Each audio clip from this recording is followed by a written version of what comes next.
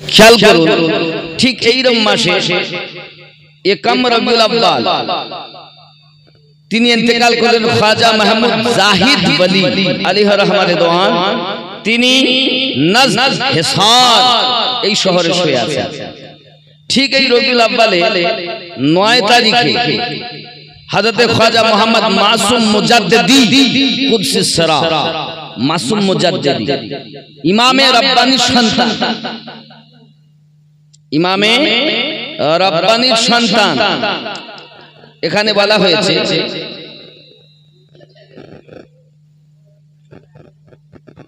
নয় রবিউল আউয়াল হযরত খাজা মোহাম্মদ মাসুম মুজাদ্দিদি কুদসিস সিরা সিরহিন মানে ইমামে রব্বানি মুজাদ্দিদ আলফে সানি রাদিয়াল্লাহু তাআলা আনহু কলিজার টুকরা হযরত মাসুম তিনি ইন্তেকাল করেছেন। আল্লাহ পাক কত কত আল্লাহ পাকের নিয়ামত প্রাপ্ত ব্যক্তিগণ এই বাড়ির এই রবিউল আউয়াল মাসে দুনিয়া থেকে পর্দায় গেছেন। দেখুন তাহলে ইমামে রব্বানির সন্তান হযরত মাসুম মুজাদ্দিদি, আর ওনার থেকে অনেক তরিকত এসেছে, ওনার সন্তান বা কামাল জবাব নেই। আরো খেয়াল করুন, এই রবিউল আউয়াল মাসে 2 তারিখে হযরত শাহ আহমদ সাঈদ মুজাদ্দিদি আলাইহি রহমান তিনি ইন্তেকাল করেছেন। ইনি শুয়ে আছেন কোথায়? আহমদ সাঈদ ইনি দিল্লির সরজমিনে শুয়ে আছেন। যখন দিল্লির ওই মাজারে যারা গেছেন ওখানেই ওনার মাজার। বাবাজি আমার চিতলি কবরস্থানে যাবেন, দেখতে পাবেন এনাদের মাজার। আমাদের তরিকতের অনেক বুজুর্গ, অনেক আল্লাহর মেহবুব, যাদের সঙ্গে হাসরের দিনে আমাদের উঠতে হবে, আর পীর যেমন মুরিদ করেন, বলছে এই পাগড়ি ধর, কেউ বলছে এক কাজ কর, কেউ তো পেল না অনেক লোক, তো বলছে ওকে ধরে রাখো, কেউ কার হাত ধরেছে, কেউ কার পিঠ ধরেছে। এই যে চেন সিস্টেম, এই চেন সিস্টেমে হাসরের মাঠে জান্নাতে নেবেন। সুবহানাল্লাহ। আব্বা আমার আল্লাহর ওলিদের বহু কারামাত। এখন রবিউল আউয়াল মাসে প্রিয় নবী সাল্লাল্লাহু আলাইহি ওয়াসাল্লাম এই জগতে আগমন করেছেন, আবার এই মাসেই দুনিয়া থেকে ইন্তেকাল করেছেন। তবে আমাদের উচিত ছিল আনন্দ থেকে দুঃখ করা বেশি প্রয়োজন। এক শ্রেণীর লোক দুঃখ তো করে না, বরং তো আনন্দ করে, মানে নবী ইন্তেকাল করে তাদের আনন্দ, তাই তারা জশ্নে জুলুস করে। এমন কিছু কথা উলামায়ে কেরাম পৃথিবীর জমিনে এখন বলছেন। তাদের জবাব হলো এটাই, আমরা যারা আহলুস সুন্নাত ওয়াল জামাতের মানুষ, আমাদের আকীদা নবী পাক সাল্লাল্লাহু আলাইহি ওয়াসাল্লাম ইন্তেকাল করেছেন সত্য, কিন্তু ইন্তেকালের পরেই আমার নবী পাকের রূহু মুবারাকাকে আবার দেহ মুবারাকায় ফিরিয়ে দেওয়া হয়েছে। জোরে বলুন না।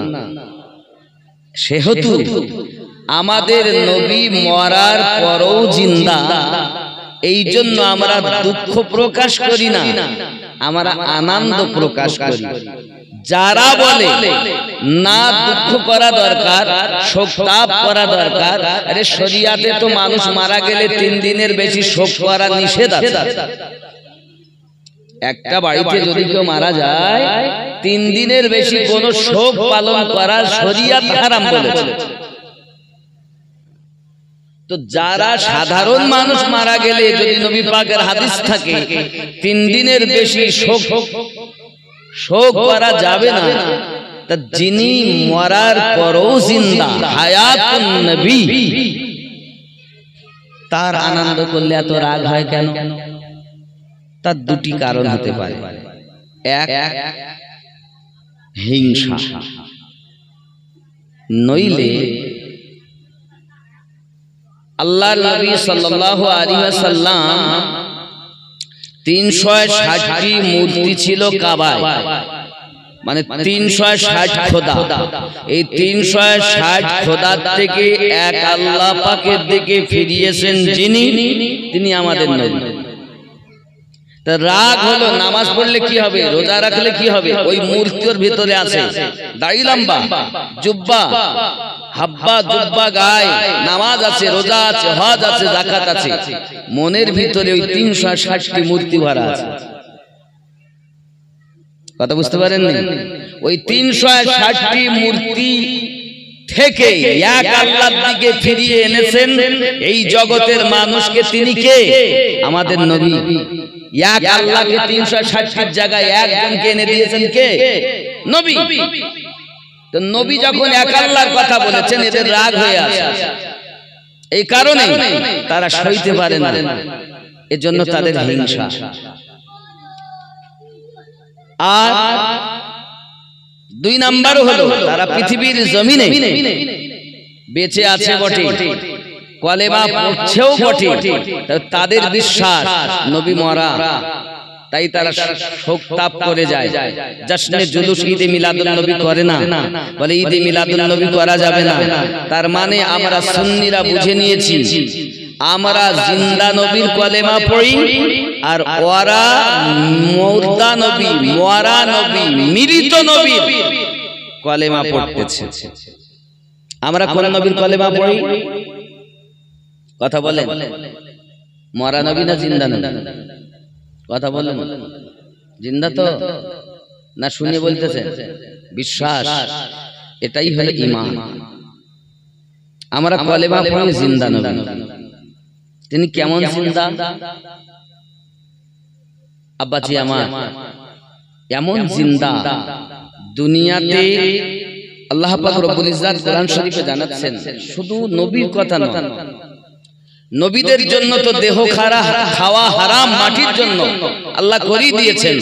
আল্লাহ পাক জানাচ্ছেন, বিসমিল্লাহির রহমানির রহিম, ওয়ালা তাহসাবান্নাল্লাযীনা কুতিলু ফী সাবিলিল্লাহি আমওয়াত বাল আহইয়াউ ইনদা রাব্বিহিম ইউরযাকুন।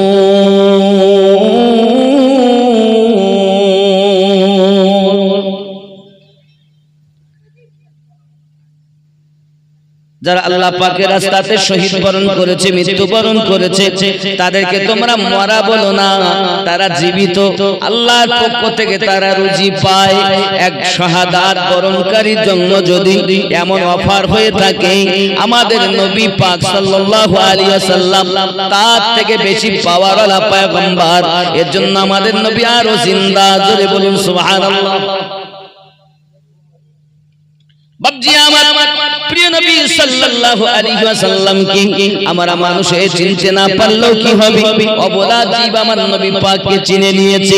আল্লাহর হাবিব সাল্লাল্লাহু আলাইহি ওয়াসাল্লামের আল্লাহ পাক এত পাওয়ার দান করেছেন, এত ক্ষমতা দান করেছেন, পৃথিবীর সরজমিনে আল্লাহর হাবিব আপনার কিনা চন্দ্র দ্বিখণ্ডিত অঙ্গুলি মোবারক দ্বারাই করে দেখিয়ে দিয়েছেন। প্রিয় নবী সাল্লাল্লাহু আলাইহি ওয়াসাল্লাম পাথর দ্বারাতে কলমা পড়িয়ে দেখিয়ে দিয়েছেন। প্রিয় রাসূল সাল্লাল্লাহু আলাইহি ওয়াসাল্লাম ডুবান্ত সূর্যকে আবার পুনরায় উদিত করে দেখিয়ে দিয়েছেন। আব্বা আমার, এই নবীকে যারা প্রেম মোহাব্বত করেছেন, তারা পৃথিবীর জমিনে লাভবান, আখিরাতেও লাভবান। আল্লাহর হাবিবের সাহাবী হযরত বেলাল রাদিয়াল্লাহু তাআলা আনহু আমার নবীর প্রেমে বিভোর হয়েছে। আল্লাহ পাকের দয়া, আল্লাহ নিজেও তাকে মুয়াজ্জিন নিযুক্ত করেছেন, আমার নবীও তাকে মুয়াজ্জিন নিযুক্ত করেছেন।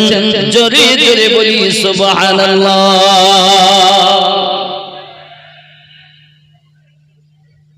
আল্লাহর হাবিব সাল্লাল্লাহু আলাইহি ওয়াসাল্লাম হালিমাতুস সাদিয়া রাদিয়াল্লাহু তাআলার ঘর থেকে বাড়ি গেছেন, কাঁদছেন। মায়ের কাছে আব্বা বলে, মা বাহানা ধরেছেন, বেটা তুমি কেঁদো না, আমি চেষ্টা করি তোমার আব্বার রওজাটা জিয়ারত করানোর। শ্বশুর আব্বাকে বললেন, আমি যাব, আব্বার বাড়ি অনেকদিন দীর্ঘদিন যাই না, আপনি একটু আমার হুকুম দিন। যে মুহূর্তে মা আমেনা শ্বশুর আব্বার কাছে মদিনায় যাওয়ার হুকুম চাচ্ছিলেন, ইয়াসরিব দেশে যাওয়ার হুকুম চাচ্ছিলেন, ওই সময় শ্বশুর আব্বা খাওয়া দাওয়া করছিলেন। আর যেই যাওয়ার কথা বলেছেন হযরত আব্দুল মুত্তালিবের চোখ দিয়ে টপ টপ করে পানি খাদ্যের প্লেটেই পড়ছে। আম্মা আমিনা বুঝতে পেরেছেন আমার আব্বা কান্না করছে, আমি যাব বলেছি তাই যাব না, না আমি যাব না। আব্বা আমার হযরত আব্দুল্লাহ রাদিয়াল্লাহু তাআলা দুনিয়া থেকে ইন্তেকাল করে গেছেন বহু আগে। আব্দুল্লাহর একটি শোক আছে মনের ভিতরে আব্দুল মুত্তালিব আমিনাকে ডেকে ডেকে বলছেন, আমিনা তোমাকে আমি যেতে দেব, বাধা দিতে চাই না, যেতে দেব, কোনো অসুবিধা নাই মা। মনে করতেছো যে আমি তোমাকে যেতে দেব না। মা আমার আমিনা, তুমি যাওয়ার কথা বলেছো আর আমি আমার বেটা আব্দুল্লাহর কথা ভাবতেছি, কারণ এই যুগে এই জগতে আমার বংশের ভিতরে সব থেকে ভালো ছিল আব্দে মান্নাফ। সে যখন চলে গেছে তেদারাতে ফিরে আসেনি, তারপরে গিয়েছে আপনার বনি হাশিম, সেও ফিরে আসেনি, তারপরে গিয়েছে আমার বেটা আব্দুল্লাহ, সেও ফিরে আসেনি। এই মা আমিনা, আমার বেটা চলে যাওয়ার পরে আমার কাছে সব থেকে প্রিয় হলে তুমি আমার কাছে বড় আদরের। ও মা আমিনা, তুমি যাওয়ার কথা বলেছো আর আমার মনের ভিতরে ভেসে উঠেছে জীবনে আর যদি দেখা না হয়। আব্বু আপনার যদি বাধা হয় আমি যাব না। শ্বশুরের প্রতি কত মায়া, বৌমা। শ্বশুর আব্বা বলছেন আমি তো বাধা দিচ্ছি না, যেতে যাও। গোছগাছ করে নিলেন, দাসী উম্মে আয়মানকে সাথে করে নিয়েছেন, দুজন দুটো ঘোড়ার উপর চেপেছেন, যাবেন। আম্মা আমিনাকে যখন দেখেছেন শিশু মুস্তাফাকে সামনে করে নিয়ে বসেছে আর একটা লাঠি ঠেকা দিয়ে আব্দুল মুত্তালিব দাঁড়িয়ে আছে। মা তুমি যাবা, জলদি করে আসবে মা, তোমার জন্য কিন্তু আমার অনেক কষ্ট হবে, জলদি করে আসবে মা। মানে তুমি না আসা পর্যন্ত কিন্তু আমার খাওয়াও ভালো লাগে না, ঘুমও আসে না। তাহলে বৌমা কেমন ছিল আমাদের ঘরের বৌমা? আমাদের বৌমারা তো খুব শ্বশুর শাশুড়িকে ভালোবাসেন। আব্বা আমার হযরত আম্মা আমিনা রাদিয়াল্লাহু তাআলা তখন ওখান থেকে রওনা দিবেন বলে আব্বার কাছে সালাম করে যেই উঠেছেন আর সঙ্গে সঙ্গে আব্দুল মুত্তালিব মাথা ঘুরে পড়ে গেছে, নেমে এসেছেন। শ্বশুর আব্বাকে মাথাটাকে জাঙের উপরে নিয়েছেন। আব্বুজি অনেক চেষ্টার পরে হুঁশ ফিরেছে, আমি যাব না, আপনার এই অসহায় এই হালাত আর আমি যাব এ সম্ভবপর নয়। না মা, আমার দাদু কান্না করে, আমার নাতি কান্না করে, যাও মা তুমি নিয়ে যাও। আব্বাজি আমার সোনা মানিকেরা লাঠি ঠেকা দিয়ে দাঁড়িয়ে আছে। আম্মা আমিনা রাদিয়াল্লাহু তাআলা আনহা ইয়াশরিব দেশে যাচ্ছেন আমার নবী পাককে নিয়ে। তখন বয়স সামথিং 6 বছর। কয় বছর? 6। এই 6 বছর বয়সে যখন রওনা দিয়েছে আব্বাজি আমার সোনা মানিকেরা, এখন আপনারাই বলুন, কেউ বলতেছেন জিয়ারত করা হলো জায়েজ না, জিয়ারত করা যাবে না। আপনি বলুন, নবী আমার 40 বছরে নবী হননি, দুনিয়ার শুরু থেকে তিনি নবী। 6 বছর বয়সে প্রথম জিয়ারত করতে যাচ্ছেন আব্বার কবর, মাজার মোবারকা, মা সঙ্গে দাসী উম্মে আয়মান সঙ্গে যাচ্ছেন জিয়ারতের নিয়তে। বোঝা গেল মাজার জিয়ারত করার উদ্দেশ্যে ভ্রমণ করা বেদাত বা নতুন কোন প্রথা নয়, এটি আমার নবী পাকের সুন্নাহ। কথা বোঝা যায়? আব্বাজি আমার সোনা মানিক, আমার প্রিয় নবী সাল্লাল্লাহু আলাইহি ওয়াসাল্লাম এমন করে চলছেন আম্মা আমিনার কোলে। আব্বাজি আমার ইয়াশরিব দেশের মানুষ জীবনে মুস্তাফাকে চোখে দেখেননি, নাম শুনেছেন কিন্তু জীবনে চোখে দেখেননি। এমন সময়তে সব লাইনে লাইনে দাঁড়িয়ে আছে, আমিনা আসবে। এমন সময়তে দেখা যায় সন্ধ্যার একটু আগে পাহাড়ি এলাকা থেকে যেন চন্দ্র উদিত হয়ে গেছে। বাবাজি আমার সবাই বলতেছে ওই তো মনে হচ্ছে আমিনা আসতেছে, ওই যার কোলে বসে আছে এটাই বুঝি শিশু মুস্তাফা। আব্বাজি আমার মদিনা মুনাওয়ারায় নবী আমার যখন পৌঁছালেন ইয়াশরিব দেশে, ওই ইয়াশরিব দেশের মানুষ আমার নবী পাককে কোলে করে নিয়েছেন এমন ভাবে আমার নবী পাকের কদম মোবারকা ইয়াশরিবের মাটিতে পড়তে দেয় না। জোরে বলুন। পৌঁছালেন মদিনায়, তখন তো মদিনা নাম হয়নি, ইয়াশরিব দেশ, পরে হবে মদিনা। আব্বাজি আমার এমন সময়তে আব্বার বাড়িতে গেলেন, সাক্ষাৎ হলো, থাকলেন ইয়াশরিব দেশে। এমন সময়তে দাসী উম্মে আইমান বলেন আমার বোন আমেনা, মনের ভিতরে আমার বড় আশা, আমি শুনেছি ইয়াশরিবে বড় একটা বাজার আছে, ওই ইয়াশরিবের বাজারটা আমি একটু ঘুরবো। এখন আপনি দেখবেন মদিনায় গেলে বড় বাজার রয়েছে বাবা, মসজিদ নববীর চতুর্দিকে আপনি বাজার পেয়ে যাবেন বাবা। এমন সময়তে দাসী উম্মে আইমান 1450 বছর আগেকার কথা, উনি ইয়াশরিবের বাজারের দিকে ভ্রমণ করতে যাবে। ও বোন আমেনা, আমি একা যাব না, যেহেতু শিশু মুস্তাফা আমার সঙ্গে, আমি নিয়ে যাব তাকে সঙ্গে করে, আমাকে যদি ইজাজত দেন।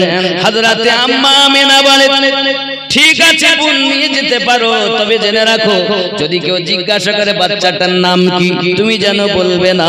যদি বাপের কথা জিজ্ঞাসা করে যেন বলবে না, মায়ের কথা জিজ্ঞাসা করে যেন বলবে না, কোনো মতি যেন আমার বেটার পরিচয় দেবে না বাবা।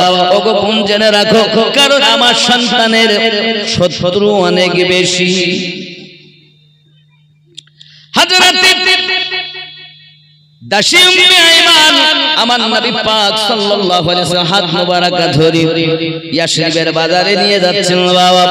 বাজারে যখন নিয়ে যান, এমন সময়তে একজন রাহিব রাস্তার মুখে দাঁড়িয়ে আছে বাবা, বাজারের আগে দাঁড়িয়ে আছে, বাজার ঢোকার আগে দাঁড়িয়ে আছে।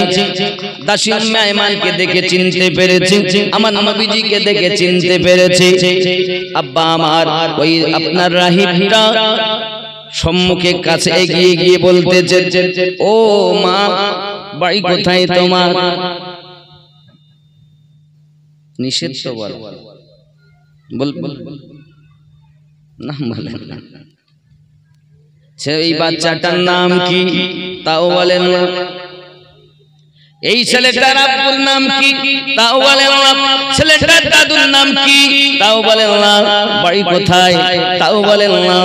চুপচাপ দাসী উম্মে আইমান বলে বাবুজি পথ ছাড়ুন, আমি একটু বাজারে যাব। ওই রাহিব রাস্তার মুখেই ধরে বলছে মা গো, তোমার কাছে আমার আরজি এতটুকু, নাম বলতে হবে না, ছেলের নামও বলতে হবে না, এর বাপের নামও বলতে হবে না, তার দাদুর নামও বলতে হবে না, কারো কথা বলতে হবে না, শুধু আমি বলবো নাম। যদি সত্য হয় তুই মাথা হিলিয়ে দেবে হ্যাঁ বলে, আর যদি মিথ্যা হয় মাথা হিলিয়ে বলবে আমি বুঝে নেব না। ওই জিজ্ঞাসা করতেছি ও মাগো, আমি বুঝতে পারছি তুমি না বললেও তোমার নাম হলো উম্মে আইমান, বলো ঠিক বলছি নি? তখন আশ্চর্য, জীবনে দেখিনি তাকে, হঠাৎ আমাকে দেখেই আমার নাম বলছে, তো আশ্চর্য হওয়ারই কথা। আশ্চর্য হয়ে গেছে, আমার নাম উম্মে আইমান জানলো কেমন করে? ও উম্মে আইমান বলো আমি ঠিক বলেছি। তখন সঙ্গে সঙ্গে বলি মাথা হিলিয়ে, এই ছেলেটার নাম মুহাম্মদ সাল্লাল্লাহু আলাইহি ওয়াসাল্লাম। ছেলেটার আব্বার নাম আব্দুল্লাহ, দাদুর নাম আব্দুল মুত্তালিব, ওর দাদুর নাম এমনি করে হাশিম, এমনি করে আব্দে মান্নাব। বলো আমি ঠিক বলছি নি? এই বাচ্চাটার বয়স হলো মক্কা, আপনার কিনা মক্কা শহরে জন্ম। মক্কা থেকে তোমরা এই ইয়াশরিব দেশে এসেছো। ওই মক্কা শহরের নাম আগে ছিল বাক্কা শহর। বাক্কা দেশে তার জন্ম, বলো ঠিক বলছি কিনা? কাশিম মেহমান আশ্চর্যান্বিত হয়ে গেলেন, আমার রব, আয় আমার স্রষ্টা, আমি তো ছেলেটার পরিচয় দিলাম না, নিজের নামও বললাম না, এত পরিচয় পেয়ে গেল কিভাবে? কিভাবে জানলো? বাবুজি আপনার কাছে আমার জানার, আপনি জানলেন কিভাবে একবার বলুন। সঙ্গে সঙ্গে ওই রাহিব বলতে চাচ্ছে, উম্মে আয়মান, তুমি না বললেও কি হবে? ওই ছেলেটার নাক নকশা, ওই ছেলেটার চেহারা সুরাত, ওই ছেলেটার আবরু, মাথা মুবারাকাতে কদম মুবারাকা পর্যন্ত তাওরাত কিতাবের ভিতরে লেখা রয়েছে, তার আব্বার নাম লেখা রয়েছে, তার দাদুর নাম লেখা রয়েছে, তার পরদাদুর নাম লেখা রয়েছে, এমনি করে সমস্ত পরিচয় দেওয়া রয়েছে।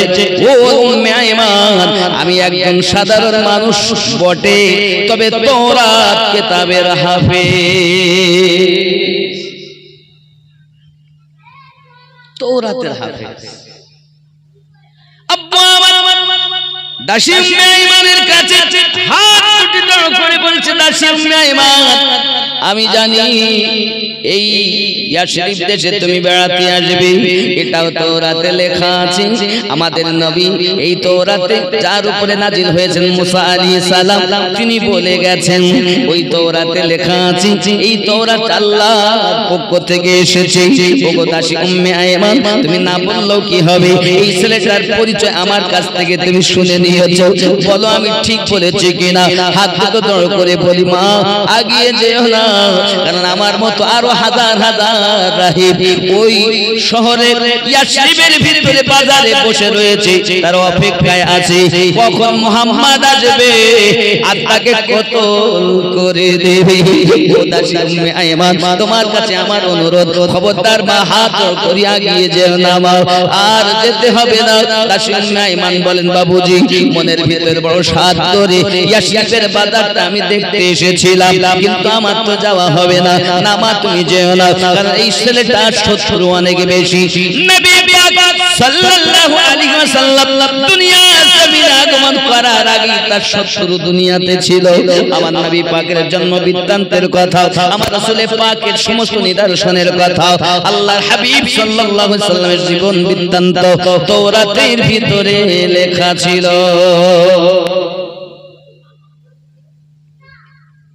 কথা বোঝা যাচ্ছে?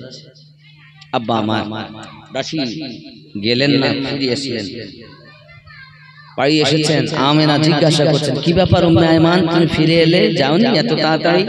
বলে গিয়েও যাওয়া হলো না। কেন? এই পরিবেশ, এই পরিস্থিতি।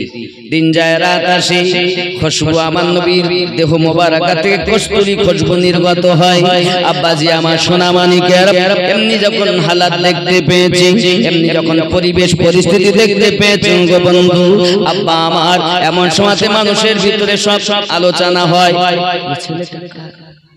এই ছেলেটা কোথায়? আর কথা তো কেউ লুকিয়ে সত্য কখনো চেপে থাকে না। বাবাজি আমার 14 দিন ছিলেন, এই 14 দিনের মধ্যে ওই ইয়াশরিব দেশে মানুষের ঢল। শত্রু আম্মা আমেনা রাদিয়াল্লাহু তাআলা ওখান থেকে বিদায় নিচ্ছেন, চলে যাবেন এবার বাড়ি মক্কা দেশে।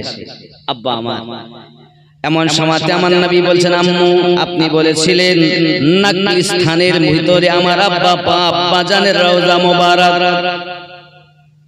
হযরত আব্দুল্লাহ রাদিয়াল্লাহু তাআলার মাজার ওই জায়গাটা নাকলিস্তানের মধ্যে, জায়গাটার নাম নাকলিস্তান।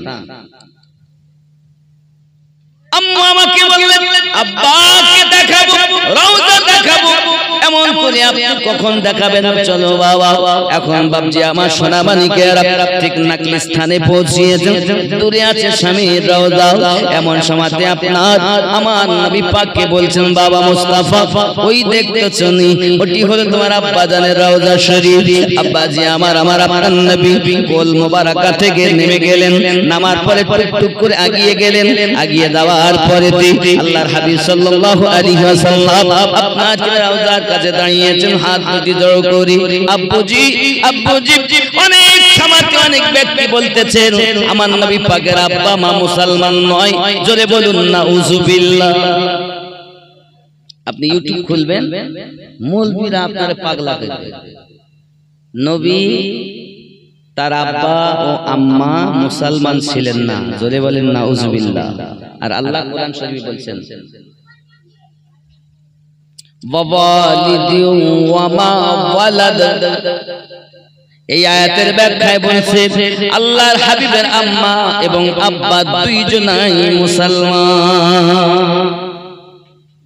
30 পারা আল্লাহ পাক নিজেই বলেছেন বিসমিল্লাহির রহমানির রহিম ওয়া ওয়ালিদি ওয়া মা ওয়ালাদ। এই আয়াতের ব্যাখ্যাতে তাফসীরকারগণ বলেন আমার নবী পাকের আব্বা আম্মা দুইজনাই ঈমানদার। লোক বলবেন না আমার নবী এসেছেন মুসা আলাইহিস সালামের বংশে। আমি এখানে আপনাকে কোরআন শরীফ থেকে আরো একটা দলিল দিতে পারি। সূরা আল ইমরানে আল্লাহ পাক রব্বুল ইজ্জত কত সুন্দর করে এখানে একটা খবর দিয়েছেন দেখেন, যেটা আমি আপনাদের দেখাই। চারটি গোত্রকে আল্লাহ পাক আগে থেকেই কবুল করে নিয়েছেন, জোরে বলুন সুবহানাল্লাহ। এখন কেউ যদি বলেন নবী পাকের আব্বা আম্মা ঈমানদার ঈমানদারিনী ছিলেন না, তাহলে আপনি হিসাব করে দেখুন তাহলে কোন কথা বলছে। আচ্ছা তাহলে আমার নবী কি কাফেরের ঘরে জন্ম নিয়েছে? কথা বলে পাক রেহেম থেকে আসবে সব। ইব্রাহিম নবীর আব্বার নাম অনেকে বলে কি আজার, যে মূর্তি তৈরি করত, কিন্তু ইব্রাহিম নবীর আব্বার নাম আজর না। ইব্রাহিম নবীর চাচার নাম আজর, আব্বার নাম তারিক। সুবহানাল্লাহ। পাক রেহেমে এসেছে সব, না পাকে আসবে না, পবিত্র জিনিস। বাবজি আমার আয়াতটি হলো এই সূরা আল ইমরান আয়াত নাম্বার 33। আল্লাহ পাক বলছেন বিসমিল্লাহির রহমানির রহিম ইন্নাল্লাহা আস্তাফা আদামা নূহা ওয়া আলা ইব্রাহিম ওয়া আলা ইমরান আলাল আলামিন। बेशक अल्लाह ने चुन लिया आदम और नूह और इब्राहिम की आल और इमरान की आल को। चारटी वंश, एक हलो आदम नबी, दुई हलो नूह नबी, तीन हलो इब्राहिम नबी, चार हलो हजरत इमरान। जुरी बोलुन सुबहान। আমার নবী ছিলেন ইব্রাহিম আলাইহিস সালামের বংশে, ইব্রাহিমের আওলাদ। নবী কি নবী পাকের আব্বা আম্মা এনারা কি বেঈমান? এই আয়াতে আল্লাহ পাক এই চারটি গোত্রকে কবুল করে নিয়েছেন, এই বংশে সব মুসলমান। জোরে বলি। যদি আপনি বলেন নবী পাকের আব্বা আম্মা মুসলমান নন, তাহলে তো আপনার ঈমানেই খোট। আম্মা হালিমা সাদিয়া রাদিয়াল্লাহু তাআলা আনহা তিনি আমার নবীকে ভালোবেসেছেন, ইব্রাহিম নবীর মিল্লাতে ছিলেন, এজন্য তিনিও মুসলমান ছিলেন। কথাগুলো বুঝবেন, এগুলো খুব মানে ভিতরের কথা। এমন এমন চুনা লাগাবে আপনাকে ইউটিউবের মাধ্যমে, আপনি শুনে বলে তাই তো ঠিক বলেছ তো, কিন্তু আসলে এগুলো জানার দরকার। আব্বাজি আমার রাসূল করিম সাল্লাল্লাহু আলাইহি ওয়াসাল্লাম ওনাকে পেয়ে যারা করেছেন নতুন করে ঈমানদার, ওখান থেকে সব কালেমা পড়ে মুসলমান। কিন্তু আমার হাবিব এবং তার আব্বা আম্মা এবং ওনার দুধমা এমনি করে যারা ছিলেন পূর্বে, সবাই মিল্লাতে ইব্রাহিমে থাকার কারণেই মুসলমান। এটাই হলো কোরআনের দলিল। কথা বোঝা যাচ্ছে? আব্বা পৃথিবীতে হযরতে হালিমাতুস সাদিয়া রাদিয়াল্লাহু তাআলা অনেক দিন উনি দুধ পান করেছেন। তিন জনার দুধ পান করার কথা শোনা যায়। দাসী উম্মে আয়মানের, আম্মা হালিমাতুস সাদিয়া রাদিয়াল্লাহু তাআলা আনহা, আর নিজের আম্মা আমেনা রাদিয়াল্লাহু তাআলা আনহা। এই তিনজন আম্মার দুধ আমার দয়া রাসূল পান করেছেন। জোরে বলে। শুধু এতটুকুই না, প্রিয় নবী সাল্লাল্লাহু আলাইহি ওয়াসাল্লামকে নিয়ে যখন নাকলি স্থানে আমার রাসূল দাঁড়িয়েছেন, তো কিতাব বলছেন আল্লাহর হাবিব তার আব্বার সঙ্গে দিদার করছেন। আব্বা মাজার থেকে উঠে দিদার দিচ্ছেন। জোরে বলে। হযরতে আমিনা রাদিয়াল্লাহু তাআলা আনহা অনেকক্ষণ পর দাসীকে ডাকছেন, উম্মে আয়মান, উম্মে আয়মান আমার বেটা মুস্তাফাকে ডেকে দাও। কাছে ডেকে দিয়েছেন, এসেছেন। বেটাকে বলছেন গায়ে হাত বুলিয়ে, বাবা মুস্তাফা তুমি তোমার বাড়িতে যাবে, তোমার দাদুর কাছে গিয়ে ইয়াসরিব দেশের মানুষ আমাদের সঙ্গে কত সুন্দর ব্যবহার করেছে বলবে। বাবা প্রত্যেক নতুন জিনিস পুরাতন হয়ে যায়, বাবা কেউ দুনিয়া থাকতে আসেনি, আমিও থাকবো না, তোমার কাছে অনুরোধ করি বাবা তুমি যেন খেলতে যেও না। আল্লাহ তোমাকে খেলার জন্য দুনিয়ায় জন্ম দেয়নি, আল্লাহ তোমাকে নবী করে জগতে পাঠিয়েছে। বলো বাবা তুমি আমাকে কথা দাও, খেলতে যাবে না? আম্মা আপনি কি কথা বলছেন? বাবা তুমি যদি খেলতে যাও তাহলে আরো যেসব বাচ্চাগুলো খেলা শেষে তার পিতারা আসবে নিতে, অনেক সময় অনেক কথাবার্তা বলতে, খেতে দিবে কে বাদ দিবে মুখে চুমা, গর্ভে এতিম পিতা হারা মাও গেল চলে রে, আরশের পায়া হিলে রে। আমার আপনার নবী সাল্লাল্লাহু আলাইহি ওয়াসাল্লাম পৃথিবীর সরজমিনে এমনি করে কান্না করতেছেন। দাসী চিন্তা করেন কিভাবে কি হবে, আল্লাহ পাক ফেরেশতা পাঠিয়ে দিলেন। ফেরেশতা এসে আপনার কিনা আম্মা আমেনা রাদিয়াল্লাহু তাআলা আনহা দাফন কাফনের কাজ সমাধা করেছে। মাজার যেখানে হয়েছে ওই মাজারের জায়গাটার নাম হলো মাকামে আবওয়া। কি নাম বললাম? মাকামে আবওয়া। इधर रास्तार इधर और उधर, उधारे হলেন আব্বাজান, এধারে হলেন আম্মাজান। আব্বাজি আমার দাসী উম্মে আয়মান আমার নবী পাককে নিয়ে বাড়িতে আসছেন। বাড়িতে আসার পথে উম্মে আয়মান চিন্তা করতেন রাস্তায় বাজার, আম্মা আমেনা কোথাও যেতেন, বাড়িতে যখন আসতেন শ্বশুর আব্বার জন্য কিছু না কিছু খাবার নিয়ে যেতেন। আমি যদি আজকে খালি হাতে যাই তাহলে আব্দুল মুত্তালিব হয়তো বলবে আমার আমেনা যদি থাকতো খালি হাতে বাড়ি আসতে পারত না, আমার জন্য কিছু না কিছু নিয়ে আসতো। আব্বাজি আমার হযরতে আব্দুল মুত্তালিব হয়তো ব্যথা পাবে, তাই আমার নবী পাককে বলেন মুস্তাফা আমি ওই দোকান থেকে আসি। আমার নবীকে দাঁড় করিয়ে দিয়েছেন, এমন সময়তে চলে গেলেন উনি একটু দূরের দিকে, দূরে সেই দোকানটা নবী আমার ওইখানে দাঁড়িয়ে আছেন। ওই রাস্তা দিয়ে ঘোড়ার পিঠে করে আবু জাহেল যাচ্ছে। বাবা আবু জাহেল যখন রওনা দিয়েছে রাস্তা দিয়ে যেতে যেতে আমার নবী পাককে দেখে থমকে দাঁড়িয়ে গেছে। এই বাচ্চাটা তো আমার দেখা বাচ্চা, আমাদের এলাকার বাচ্চা, কি নাম? আব্দুল্লাহ মুহাম্মদ সাল্লাল্লাহু আলাইহি ওয়াসাল্লাম। আব্বাজি আমার আবু জাহেল বলেন ঠিক আছে। সঙ্গে সঙ্গে আমার নবীকে তুলে নিয়েছে তার ঘোড়ার উপরে। আবু জাহেল আগে, আমার নবী হলেন পিছে। আবু জাহেল ঘোড়াটাকে মারতে চায়, বলছে চলো আগে, কিন্তু ঘোড়া চলে না বাবা, মেরে মেরে আপনার কিনা ঝাঁঝরা করে দিয়েছে। আবু জাহেলের রাগী মানুষ, রাগটা অতি বেশি।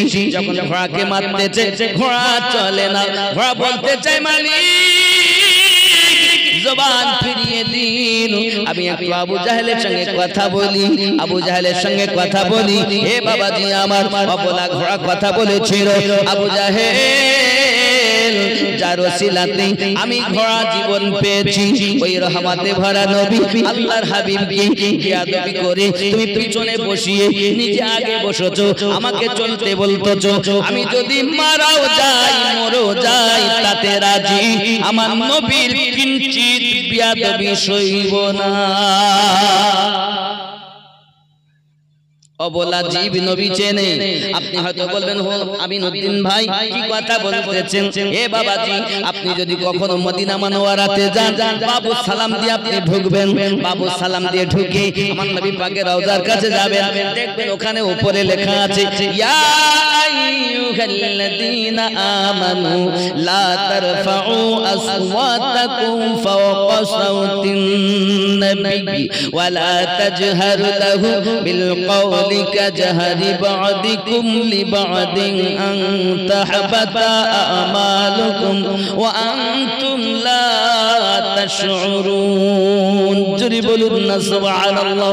আব্বা আমার আল্লাহ পাকের কোরআন থেকে আমরা এতটাই প্রমাণ পাই, মহান আল্লাহ পাক আল্লাহ তাআলা, মহান আল্লাহ পাক আল্লাহ তাআলা আমার নবী পাকের কিঞ্চিত পরিমাণ বিয়াদবি করতে নিষেধ করে দিয়েছেন। আল্লাহ পাক সহ্য করতে পারে না, যে রব আমার নবীর বিয়াদবি সহ্য করতে পারে না, ওই রবের সৃষ্টি ওই ঘোড়া নবীর ওসিলাতে জীবন পেয়েছে, সে কেমন করে আপনার কেনা সহ্য করবে? তাই বলি খুনি গ্রামের মানুষ হয়ে তুমি নবী চিনতে পারোনি, কিন্তু অবলা জীব নবী চিনতে পেরেছে। আল্লাহুম্মা সাল্লি মাওলানা মুহাম্মদ ওয়া আলা আলি সাইয়্যিদিনা नूरे हक़ की जलवों ने दिल को जगमगा डाला,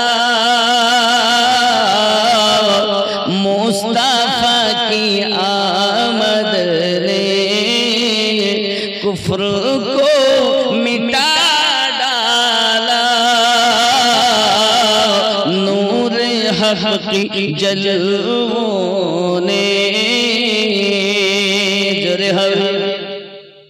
दीने मुस्तफा तेरी आबरू बचाने को,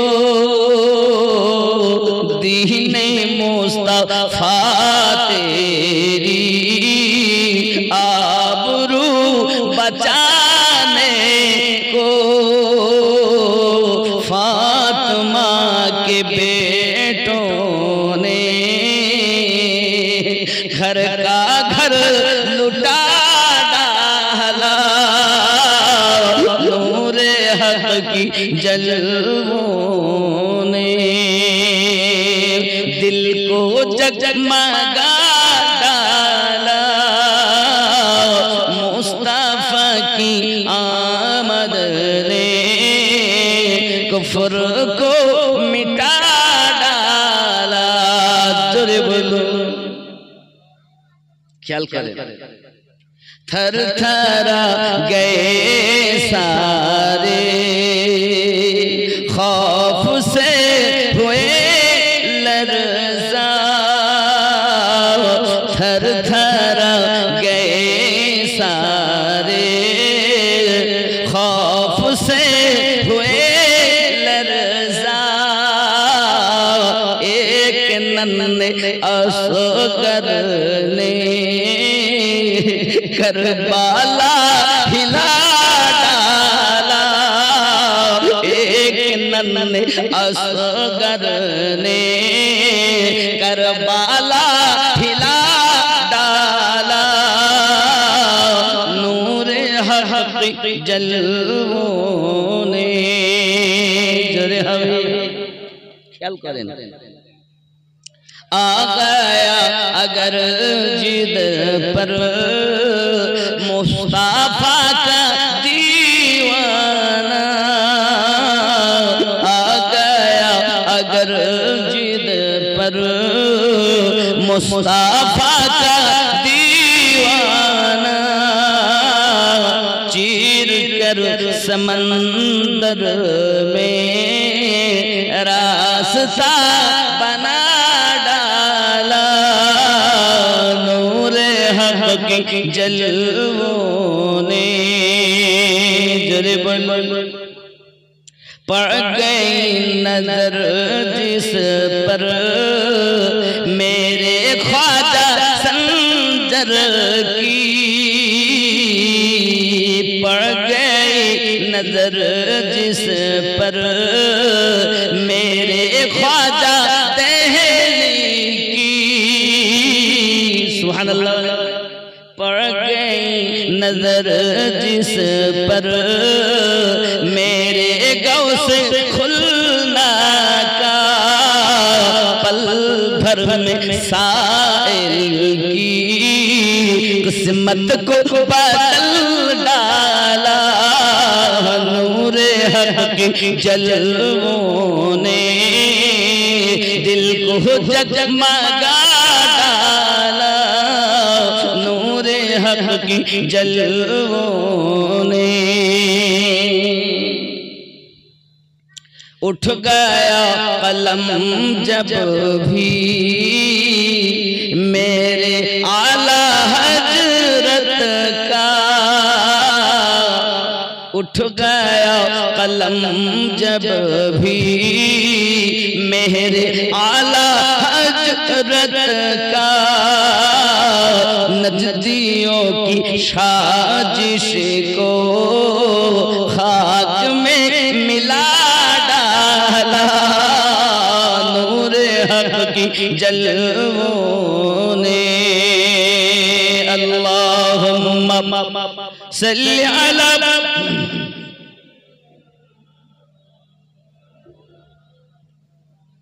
वअला अली सय्यिदिना मौलाना मुहम्मद सल्लल्लाहु अलैहि वसल्लम। बाबारा रसूल करीम सल्लल्लाहु अलैहि वसल्लমের উলফাত যাদের অন্তরে গেঁথে গেছে তারা অন্যরকম হয়ে গেছে, জীবনের পরোয়া করেনি। কিন্তু যদি তার প্রিয় মানুষের সামনে, তার মাসুকের সামনে কেউ যদি কিছু বলেছে সহ্য করতে পারে, ঠিক কি না? আপনি যাকে ভালোবাসবেন তার নামে যদি কেউ কিছু বলে আপনি সহ্য করতে পারবেন, চাহে আপনার যদি সেটা সত্য হয় তাও আপনার ভালো লাগবে না শুনতে, আর মিথ্যা হয় তাও তার ভালো লাগবে না। একজন সাহাবিয়ার কথা আপনাদেরকে বলি, যার নাম হলো হযরত জানিরা রাদিয়াল্লাহু তাআলা আনহা। তিনি আবু জাহেলের খাদমা ছিলেন, নবীর একজন সাহাবিয়া। এখন আবু জাহেলের সন্দেহ হয়েছে জানিরা কালেমা পড়ে নিল নাকি, আমাদের ধর্ম আমরা করি যাহা তা করতে চায় না, আর নবী পাকের নাম শুনে তো সবসময় আনন্দ মনোযোগ সহকারে শুনে। ব্যাপারটা জিজ্ঞাসা করছে কত চান,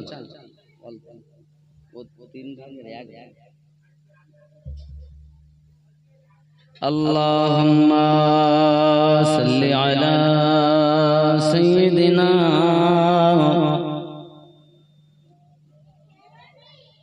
وعلى آله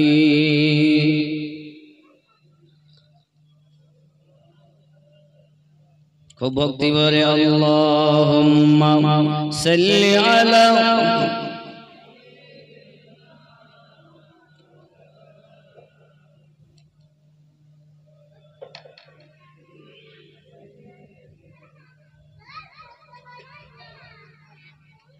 हजरत नासिर हजरत ज़नीरा रज़ियल्लाहु ताआला अन्हा আবু জাহেলের খাদেমা ডাক দিয়েছে। আবু জাহেল খাদেমা নাসিরা, ওগো জানিরা বলো বলো কি খবর, তোমার ব্যবহার তোমার চলাফেরা আলাদা মনে হয়, ব্যাপার কি, কলেমা পড়ছো? তা আবু জাহেল তো দুশমন, আমরা হলে মারি ভয় তো বলতো না না কলেমা পড়ি। আমরা যা জিনিস আমাদের যদি কেউ জিজ্ঞাসা করে আরে তুই এটা করেছিস সত্যি করে বলতো, না স্যার। আবু জাহেল যখন জিজ্ঞাসা করেছে তো ইনি নির্ভয়ে বলছেন, মুনিব আপনি যেটা সন্দেহ করছেন বাস্তব, আমি কলেমা পড়ে ঈমান নিয়ে এসেছি। আবু জাহেল তখন মানুষজনকে এক জায়গায় করে নিয়ে জানিরা রাদিয়াল্লাহু তাআলা আনহার প্রতি আঘাত শুরু করে দিয়েছে। বাবা এত মার মারে, এত মার মারে, দেহ আপনার ঝাঁঝরা করে দেয়, মারতে মারতে একটা চোখ গাড়িয়ে দিয়েছে। বাবা চোখটা যখন তার গলে গিয়েছে হযরত জানিরা রাদিয়াল্লাহু তাআলা আনহা তবু কিছুই বলছেন না। বাবা আওয়াজ কখনো করেননি। বাবা আমার বয়স অনেক বেশি, অত কষ্ট সইতে পারে না, তবু কোনো কথা নাই। আল্লাহর ইশকে নবীর ভালোবাসাতে চুপচাপ সহ্য করে চলেছে। বাবা আমার রাস্তায় যখন বার হয় কোনো কাজে কর্মে এলাকার লোক বলে দেখেছি, দেখ দেখ দেখ দেখ জানিরা কে দেখ কি আমাদের মাবুদের ডাকে না, তার খেলাফ গেছে, তার বিপরীত চলেছে, এখন আমাদের দেবতা তার চোখ কেড়ে নিয়েছে। এই বদনাম জানিরা রাদিয়াল্লাহু তাআলা আনহা দেখেন, আমি করলাম এক আর এরা বলে আর এক। সঙ্গে সঙ্গে ঘরের ভিতরে গিয়ে একটা সেজদায় পড়ে গেছে। আল্লাহ, মিথ্যা অপবাদ সহ্য করতে পারি না মালিক, যাহা কিছু বলে আগে আঘাত করেছে সইয়ে নিয়েছি, কোনো কথা প্রতিবাদ করিনি, কোনো উত্তর করিনি, কিন্তু এখন মিথ্যা অপবাদ দেয় আমি নাকি, আমাকে নাকি তাদের মাবুদ আমার চোখ জ্বালিয়ে দিয়েছে, তা কখনো সম্ভব নয়।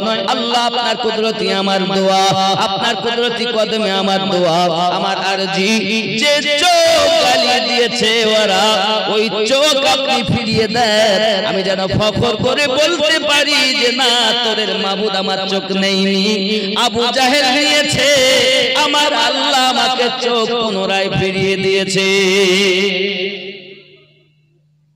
যে যারে ভালোবাসে তার বদনাম সয় না। আব্বা আমার জানিরা রাদিয়াল্লাহু তাআলা আনহা এইভাবে কাঁদছেন, আমার নবী সাল্লাল্লাহু আলাইহি ওয়াসাল্লামের ইশকে কাঁদতেছেন, আব্বা আমার কান্না করি চলেছেন, আল্লাহ আমাকে চোখ ফিরিয়ে দিন। সোনা মানিকেরা আমার কাঁদছেন আর বলছেন, পাইলে নিরালায় গো নবী, পাইলে নিরালায়, আমি তুই কদমে চুমু খাবো, চরণ ধুলি মাখবো গায়, পাইলে নিরালায় গো নবী, পাইলে নিরালায়। জোরে বলো, উম্মতি উম্মতি বলে কাঁদলেন নবী জীবন ভরে, উম্মতি উম্মতি বলে কাঁদলেন নবী জীবন ভরে, এখনো কাঁদিছেন নবী পাপী উম্মতের মায়ায়, পাইলে নিরালায় গো নবী, পাইলে নিরালায়, পাইলে নিরালায় গো নবী। আপনাদের আওয়াজ সব কমে গেছে, জানি না, আমি অনেকদিন আসি না, সব ব্যাটারি এত লো কেন বুঝলাম। আমি জানি ধনী গ্রামটা হলো ওলি আল্লাহর মোহাব্বতের মানুষের বসবাসকারী গ্রাম, কিন্তু জানলাম বুঝলাম না যে ইশক গেল কোথায়, ये मोहब्बत গেল কোথায়। আব্বাজি আমার বড় দুঃখ লাগে যে ইশক করো, মোহব্বত করো, ইশক দেখা যায় না, কিন্তু আপনার ব্যবহারে, আপনার চলাতে, আপনার বলাতে মানুষ বুঝতে পারে নিশ্চিত ওই মানুষটা অমুককে ভালোবাসে, যার কারণে তার রঙে রঙে গেছে, তার মতো হয়ে গেছে। আব্বাজি আমার ভালোবাসা